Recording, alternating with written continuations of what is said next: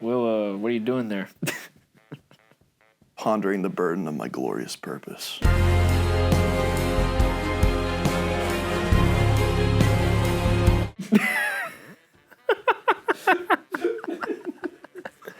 We got it.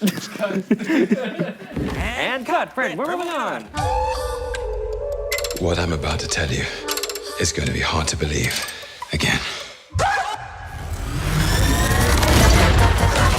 But yeah, Will, we are here to talk about Loki Season 2. You know, I thoroughly enjoyed it. It was a nice change of pace from the MCU content that we've come to expect in Phase 4. Yes. It was one of those outliers like Guardians of the Galaxy Volume 3 or Spider-Man No Way Home. And I was very pleasantly surprised. Yeah, I don't think I would say I was pleasantly surprised. I think I expected this Season 2 to kind of carry the energy of Season 1. But yeah, I wouldn't say pleasantly surprised, but I enjoyed it more than I thought I was going to. You know, I agree with that. When I say I was pleasantly surprised, I was surprised with how much I enjoyed it. Not necessarily that it was enjoyable. Surprised by that fact. Yeah. I figured I was gonna like what I watched, but I really enjoyed this second season more so than the first, and I thought the first was really well done. Yeah, I like the first season too, and that's what I was gonna say. I've seen a lot of people saying that it's a little too all over the place compared to the first season, and they think that the first season is better. But for me, I think this season's gonna stick with me a little more. I think the narrative was stronger, and I think the way that they fleshed out all the characters was really satisfying. For the most part, these characters we had already been introduced to, so a lot of that narrative and character development and build-up, we got to not skip past, but it was already laid in the first season. The groundwork was laid for those characters. Yeah. So we got to experience, new sides and dimensions to these characters and see their new plot lines and get right into the action, which I really enjoyed. But then the new characters that they do introduce... What new characters would that be? Like Obi, Ouroboros. Yeah, shout out to Short Round. He was definitely a highlight of the show. And I'm so excited that he's getting work now because I think he's like one of the greatest kid actors ever. Wow! Holy smoke! Crash landing! Short Round, step on it! Okie dokie, Dr. Jones, hold on to your potatoes! He's just got so much charisma. Yes, and his character, he's this incredibly smart person that doesn't really know all the nuances of like conversation and social etiquette because he's often so isolated in his bunker. Yeah, I felt really bad for him because there's that moment where Loki asks like, "Who's your last visitor?" or something, and he's like, "Oh, it was Mobius," but that was like 1,500 years ago or something like that. 400 years. What?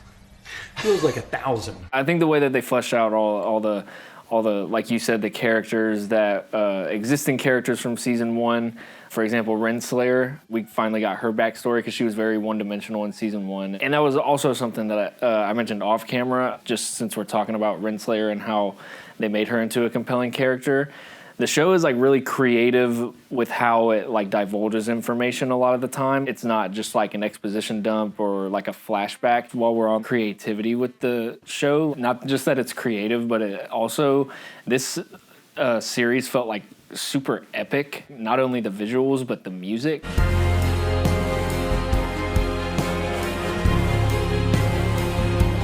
Which is something that we talked about off camera, was that like you don't really get a lot of that in Marvel movies. When just something like kind of big and like stakes are being raised like on screen, like the music's very bombastic, and it's just something that stuck out to me that doesn't usually in a Marvel movie, and I appreciated that. Not quite on the same level, but it reminds me of Babylon.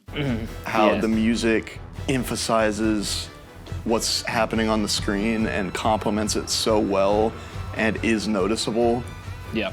Not in a distracting way, but in a way where you take a minute and really feel the music. Yeah, and just kind of soak in visually what's going on and feel the music carry the scene. And that's something, like you said, that usually is lacking in most Marvel projects. outside maybe the Avengers main theme. Yeah, I would even go a step further and say that it's something that's lacking just in movies in general. Back in the day, like you had all these iconic themes, you know, Indiana Jones, E.T., Star Wars, Jaws, all this like iconic music in movies, or even something like Forrest Gump, and there's like no new iconic music in movies. That's why part of the reason I loved Babylon so much was just because that music is pushed to the forefront.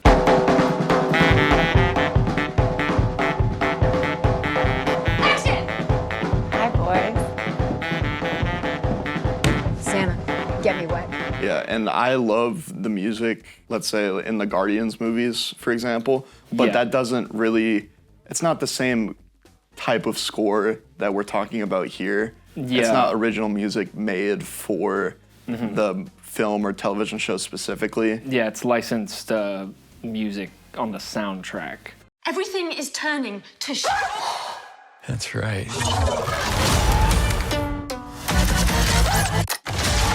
Don't overthink it.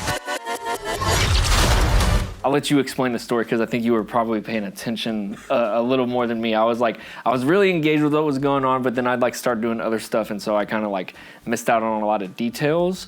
But I feel like something to be said for that is like, even though I watched it in that way, I never felt like I was out of the loop of what was going on, which was a complaint that I had heard about this season. Was that it was a little all over the place and confusing, but I personally didn't get that.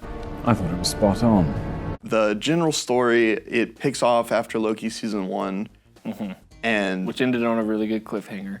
It did, with Sylvie killing He Who Remains. Loki has this ability or problem in these first few episodes called time slipping, where he gets pulled across time within one reality. You just disappeared. I know. And I can't keep looking at it because it's horrible. It looks like you're being born or dying or both at the same time. It's freaking me out. It's okay. It's okay. Really painful. It's not that bad. I can handle it. How does it look? This is kind of what pushes the plot. The plot. It's all right. It's gonna go in there. All right, great. So excited. So it's pushing the plot. Yeah, right? the plot gets pushed forward with the time slipping. But I wouldn't say it's like too convoluted. Yeah, the general gist, if I had to sum it down, or sum it up rather, would just be, Loki and crew are trying to find a way to save all these new branch timelines that were created as a result of Sylvie's actions in season 1. See you soon.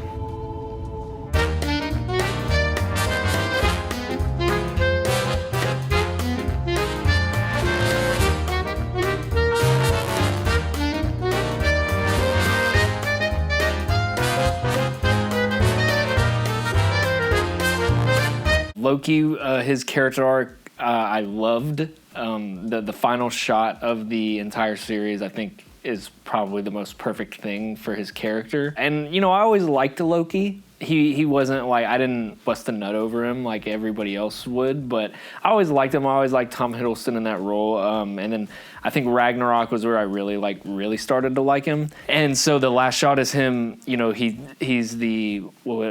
takes over for He Who Remains. Correct. Yes, he becomes the new god of stories.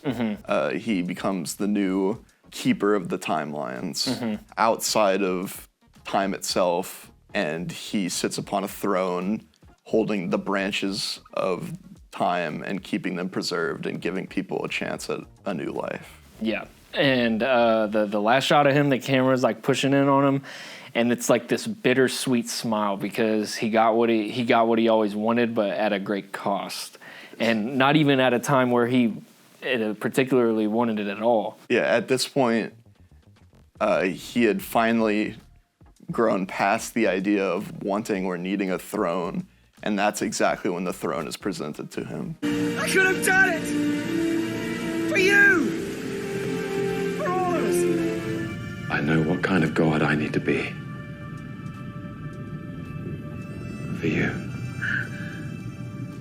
For all of us. what they did with his character in this show, if you're going from 2012 Loki, I think that it was brilliantly done. I'm standing there, and the verdict comes down. I say, how is that possible? Not what you were expecting, As far as Jonathan Majors, we know that they're more than likely moving off the Kang storyline. But all that aside, all allegations aside, I really do enjoy him as an actor, and I enjoy his the performances he's turned in as Kang thus far. I think the strongest is still He Who Remains from Loki season 1. In this season, they do one of his variants is Victor Timely, and I can see what he was doing with his performance, but like the stutter was just like getting on my nerves. Yeah, I enjoyed the different take on the character. You have to differentiate these variants somehow. Yeah. If you don't want them to all feel the same. Mm-hmm. So I understood what they were doing with the stutter and kind of his timidness. Mm-hmm. But if you just compare Victor Timely to He Who Remains, it's like night and day. Yeah, which was a nice surprise. I didn't expect them to go back to that moment from the finale of season 1. So the fact that we did get a little bit of He Who Remains, I mean, I was kind of digging Victor Timely at first, and then the more it went on, the more he stuttered, the more annoyed I got. And then, yeah, what kind of saves all that is the fact that we get to see He Who Remains at the end. And Major's performance as He Who Remains is incredible. Yeah. All allegations and all that stuff aside, can't take away that the dude is a very solid performer. Yeah, I can't speak to his character in real life. Yeah, we don't know this guy. We don't know him. But as a performer, and this performance specifically, it's incredibly compelling. You're welcome. Going back to you talking about, the grand scale of the show and the epicness, mm-hmm. I thought visually the show was very appealing. Yes. Specifically the special effects I thought looked really well developed, and you could tell that an appropriate amount of time went into creating them. You could tell they took their time on it. Especially with the spaghetti-ification of characters when time is running out, or the end scene with Loki grabbing the branches and forming Yggdrasil. I thought all that was really beautiful. It all aesthetically just looked really good. I think it's probably by far the best special effects Marvel has had since Endgame. And the set design was stellar too. Mm-hmm. Like every set in the TVA looks incredible. Yeah. And I thought the costume designs were really good as well. Mm-hmm. Just the clothing felt appropriate. And just speaking of you mentioned the costumes and just kind of the TVA setting, I really just like the concept. It felt like a kind of True Detective vibe, or like just a detective show kind of vibe. And I think that's a really cool concept to take a Norse god and a beloved character in the MCU movies and kind of just drop him into a kind of just a detective setting. So it's a cool concept. Yeah, looking at the superhero genre through a different lens. Yes. And it makes it more captivating. Oh, it's also worth mentioning, this was the first Marvel project that they wrote the script and shot the script and had no reshoots. Reshoots are something that happen in movies, but you could tell that this was, they just wrote the script and then they shot the script. And I don't know why they get cold feet every movie. Who would have thought that doing that would result in a show with actual substance? Yep.